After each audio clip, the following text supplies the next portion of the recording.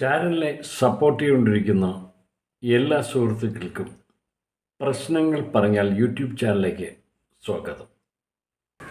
ഇവിടെയുള്ള സാധാരണ ജനങ്ങളുടെ ഹൃദയസ്പന്ദനം മനസ്സിലാക്കി സാധാരണ ജനങ്ങളുടെ ഇടയിൽ വർക്ക് ചെയ്യുന്ന സഖാവിന് പ്രശ്നങ്ങൾ പറഞ്ഞാൽ യൂട്യൂബ് ചാനലിലേക്ക് ഹാർദവമായ സ്വാഗതം. ഞാൻ പറഞ്ഞ ശരിയല്ലേ? ഇവിടെയുള്ള എല്ലാ പ്രവർത്തനങ്ങളിലും പാവങ്ങളുടെ ഇടയിൽ പ്രവർത്തിക്കാൻ മുന്നിട്ടിറങ്ങുന്ന ഒരു സഖാവാണ് സഖാവ്. ഇവിടെയുള്ള വികസന പ്രവർത്തനം എന്നെക്കാളും താങ്കൾക്കറിയാമല്ലോ. താങ്കൾ അതൊന്ന് വിശദീകരിക്കണം. സഖാവ് കബീറിനെ സംബന്ധിച്ചിടത്തോളം ഇപ്പോൾ മെമ്പറായി വന്നതിന് ശേഷമല്ല, കബീർ മെമ്പറാകുന്നതിന് മുമ്പും ഒരു രാഷ്ട്രീയ പ്രവർത്തകനെന്നുള്ള സഖാവ് കബീർ നേരത്തെ മെമ്പറായിരുന്നപ്പോഴും കാര്യങ്ങൾ ഇവിടെ നടത്തിക്കൊണ്ടിരുന്നത് കബീർ. അതിൻ്റെ ആ പ്രവർത്തനങ്ങളൊക്കെ നടത്തിക്കൊണ്ടിരുന്നു, അതിന് നേതൃത്വം കൊടുക്കുന്നുണ്ടാണ് കബീർ. കബീർ ഇപ്പോൾ മെമ്പറായതിനു ശേഷം വളരെ ദീർഘവീക്ഷണത്തോടെയുള്ള ഒരു പ്രവർത്തനമാണ് സഖാവ് കബീർ. ഈ വീടിൻ്റെ കാര്യത്തിലായാലും ഈ വീടിൻ്റെ കാര്യത്തെക്കുറിച്ച് ഇപ്പോൾ കബീർ വളരെ വിശദമായിട്ടൊക്കെ വിശദീകരിച്ചു. ഇത് പാർട്ടിയുടെ നേതാക്കന്മാർ കബീറിൻ്റോടൊപ്പം നിന്ന് പ്രവർത്തിക്കുന്ന കാര്യങ്ങളും അതിൽ മന്ത്രി എന്നുള്ള നിലയിൽ നമ്മുടെ ഫിഷറീസ് വകുപ്പ് മന്ത്രി വളരെ കാര്യമായിട്ട് കബീറിൻ്റോടൊപ്പം സഹായിച്ചിട്ടുണ്ട്.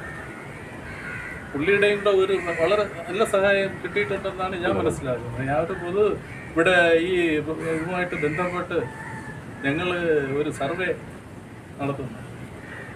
ജനങ്ങളുമായിട്ട് ബന്ധപ്പെടുമ്പോഴത്തേക്ക് മെമ്പറെ കുറിച്ചുള്ള അഭിപ്രായങ്ങൾ ചോദിക്കുമ്പോഴത്തേക്ക് ബഹുഭൂരിപക്ഷം ആളുകളും മെമ്പർ നല്ലത് എന്നുള്ള നില വ്യക്തിപരമായ ആളുകൾക്ക് സഹായം ചെയ്യുന്നതിനേക്കാളും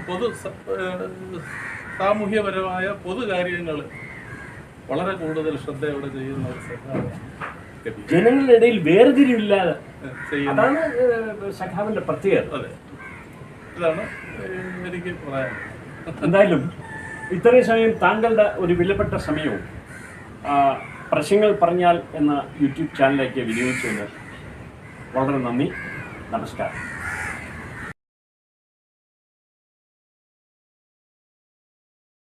കഠിനകുളം ഗ്രാമപഞ്ചായത്തിലെ 23-ാം വാർഡാണ്, പുതുക്കുറിച്ചി നോർത്താണ് ഈ വാർഡിൻ്റെ പേര്. 1993 നമ്മുടെ ഡോക്ടർ ജബ്ബാർ, AJ ഹോസ്പിറ്റലിൻ്റെ ഉടമസ്ഥനായ ഡോക്ടർ ജബ്ബാർ ഇവിടെ പാവങ്ങളായ 20 കുടുംബത്തിന് 36 സെൻറ്റ് ഭൂമിയിൽ 20 കുടുംബത്തിന് 20 വീട് വെച്ച് കൊടുക്കുന്നുണ്ടായി. അപ്പോൾ ആ 20 വീട് വെച്ച് കൊടുത്ത് അവിടെ പാവങ്ങൾ മത്സ്യത്തൊഴിലാളികളായും കയർത്തൊഴിലാളികളായും പാവങ്ങൾ ഇവിടെ താമസിച്ച് വരികയായിരുന്നു.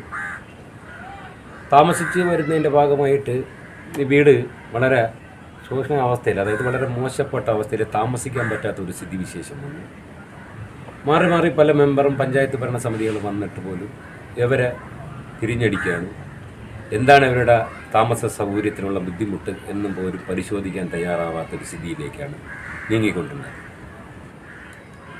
ആ കാലയളവിലാണ് ഇവിടെ പഞ്ചായത്ത് തിരഞ്ഞെടുപ്പ് വരികയും 2020 തിരഞ്ഞെടുപ്പ് വന്നു. ഞാൻ മത്സരിച്ചു, ഞാൻ ജയിച്ചു. അതിൻ്റെ ഭാഗമായിട്ട് ഞാൻ അവർക്ക് ഉറപ്പ് കൊടുത്തായിരുന്നു, ഈ 20 വീടിനെ മാറ്റി നിങ്ങൾക്ക് നല്ല അടച്ചുറപ്പുള്ള വീടുണ്ടാക്കി തരുമെന്ന് ഉറപ്പ് നൽകിയിട്ടുണ്ടായിരുന്നു.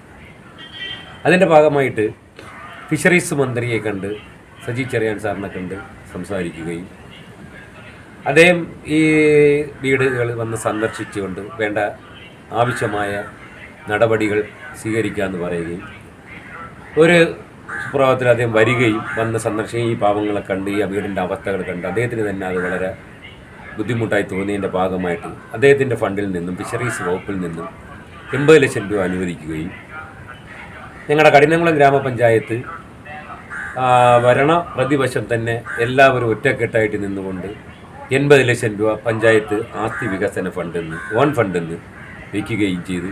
അങ്ങനെ 1,60 ലക്ഷം രൂപയ്ക്കാണ് ഇപ്പോൾ ഈ കെട്ടിടം ഇവിടെ പണി നടന്നുകൊണ്ടിരിക്കുന്നത്. നേരത്തെ ഒരു സൈഡ് പൗപ്പത്ത് വീടായിരുന്നു, ഇപ്പോൾ നമ്മളതിനെ മാറ്റി 5 വീടുകളാക്കിയാണ് പണി തീർത്തുകൊണ്ടിരിക്കുന്നത്. ഇപ്പോൾ 10 വീടിൻ്റെ പണി ഏതാണ്ട് പൂർത്തീകരിച്ച് ഇനി അടുത്ത 10 വീടിൽ ജനലും കട്ടളയും കൂടെ വെച്ച് കഴിഞ്ഞാൽ ബാക്കിയുള്ള പണികളെന്ന് പറഞ്ഞത് തറയിടലും, അതായത് ടൈൽസ് ഇടലും വയറിങ്ങും ബൂഷും മാത്രമേ ഉള്ളൂ.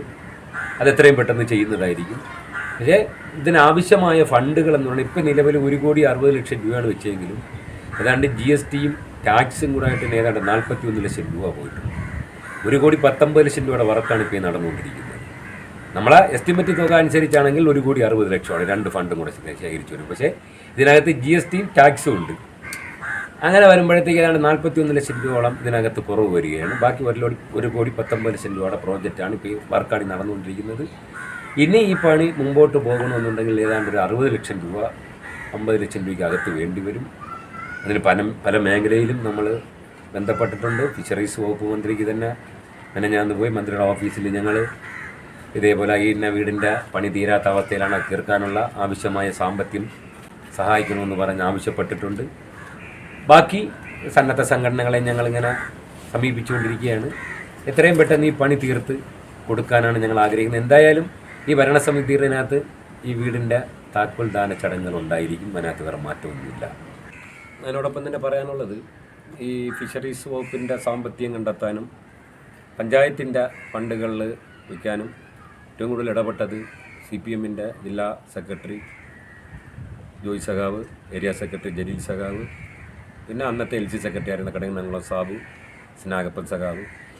അതിനപ്പുറം എടുത്തു പറയാനുള്ളതെന്ന് പറയുന്നത്, കഠിനംകുളം ഗ്രാമപഞ്ചായത്തിൻ്റെ പ്രസിഡൻറ്റും വൈസ് പ്രസിഡൻറ്റും വളരെ ആത്മാർത്ഥമായി ഷീല ഗ്രിഗോറിയും അജിതാനിയും ഈ പാവങ്ങളെ എങ്ങനെയെങ്കിലും അടച്ചുറപ്പുള്ള വീട്ടിൽ കയറ്റി അവരെ താമസിപ്പിക്കണം എന്നുള്ള ഒരൊറ്റ നിർബന്ധത്തിലാണ് ഈ നിമിഷം വരെ അവർ പോരാടിക്കൊണ്ടിരിക്കുന്നത്.